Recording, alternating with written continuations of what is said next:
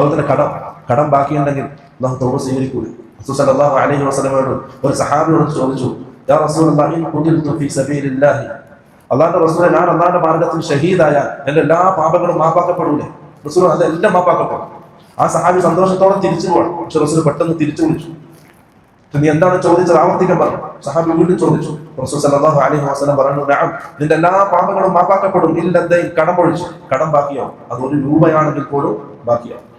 മറ്റൊരു ഹദീസിൽ റസൂൽ സല്ലല്ലാഹു അലൈഹി വസല്ലം പറഞ്ഞു, നഫ്സുൽ മുഅ്മിനി മുഅല്ലഖത്തുൻ ബിദൈനിഹി ഹത്താ യുഖ്ദാ അൻഹു, ഒരു മുഅ്മിനിന്റെ നഫ്സ് അവന്റെ കടവുമായി ബന്ധപ്പെട്ടിരിക്കുന്നു. ഹത്താ യുഖ്ദാ അൻഹു, അത് കടം വീട്ടപ്പെടുന്നത് വരെ.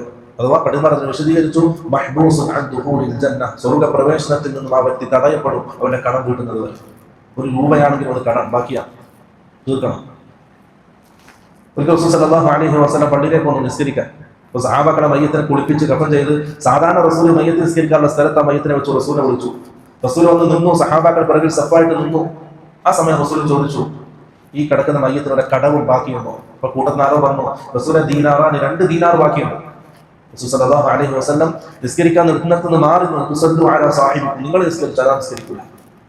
ആ കൂട്ടത്തിലുള്ള അബൂ ഖതാദ റളിയല്ലാഹു അൻഹു പറഞ്ഞു, അല്ലാഹുവിന്റെ റസൂൽ അലൈഹി ദീനാറാൻ, ആ 2 ദീനാർ ഞാൻ ഏറ്റെടുത്തു. അപ്പോൾ റസൂൽ സല്ലല്ലാഹു അലൈഹി വസല്ലം നിസ്കരിച്ചു.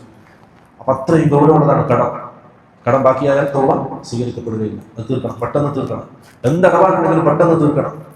സ്വാഭാവികമായിട്ട് നമുക്കുണ്ടാകുന്ന സംശയം, എപ്പോഴോ ആർക്കൊന്നും പൈസ കൊടുക്കാറുണ്ട്, അപ്പൊ അദ്ദേഹമായിട്ട് യാതൊരു ബന്ധമില്ല, അദ്ദേഹത്തെ അറിയുന്നില്ല, അദ്ദേഹം എവിടെയാണെന്ന് പോലും അറിയുന്നില്ല. പെട്ടെന്ന് വിശദീകരിച്ചു. നമ്മൾ അന്വേഷിക്കണം, സാധ്യമാകുന്ന രീതിയിലൊക്കെ അന്വേഷിക്കണം.